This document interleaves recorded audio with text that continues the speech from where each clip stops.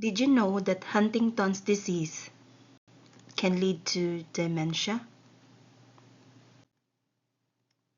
Huntington's disease can caused by a genetic mutation that is inherited in an autosomal dominant pattern, meaning 50% chance of inheriting the disease if a parent has it.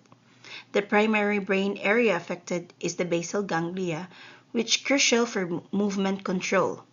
But the big question is, how can Huntington's disease can cause dementia?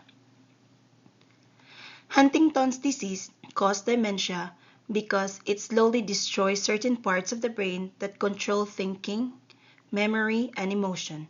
It happens because of a faulty gene that makes a toxic protein which builds up and damages the brain cells.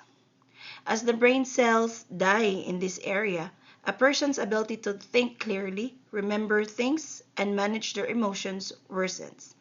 That's what leads to dementia, a condition where thinking and memory become so impaired that they affect daily life.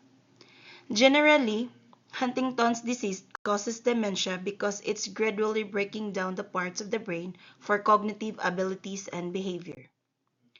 Let's learn the symptoms of this disease, which include memory loss, having short-term memory and difficulty concentrating. The other one is movement problem, which include imbalance, difficulty in walking, and involuntary jerking or fidgeting. And lastly, mood change, which include depression, irritability, mood swings, and personal changes. There are plenty of care strategies that we can provide as a healthcare providers, but in this presentation, I will be focusing in two major strategies, one of which is communication.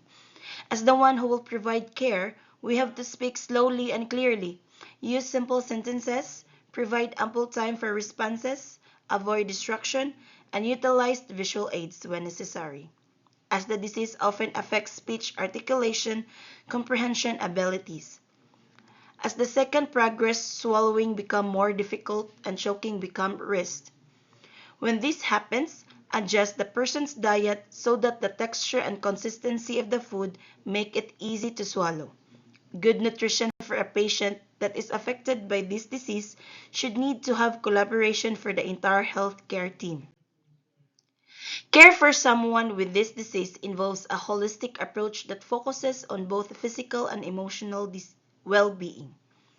The list is the most common principles or tools that we can provide to our residents, such as regular exercise helps maintain mobility and manage motor symptoms, while a healthy diet can support overall health and minimize complication. Planning for advanced care ensures that the person's needs are met as the disease progresses, allowing for a smoother transition when more intensive care is needed. And lastly, open communication is also a key, as it fosters understanding and helps ensure that decisions are made collaboratively. It's a tough journey, but providing emotional support, sharing information, and planning can all make the significant difference.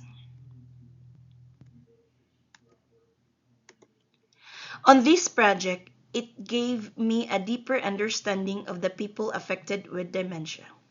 Since I am working in long-term care, I can really relate this to one of my residents that is affected by this disease.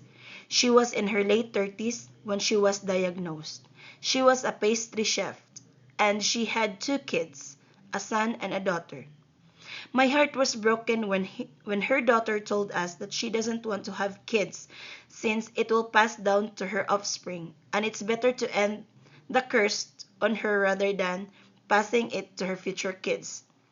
She said that this disease is like a curse to their family since there was no cure and she will be end up like her mother.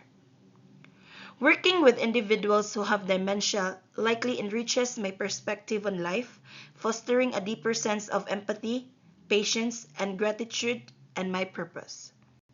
This is the end of my presentation. Have a nice day.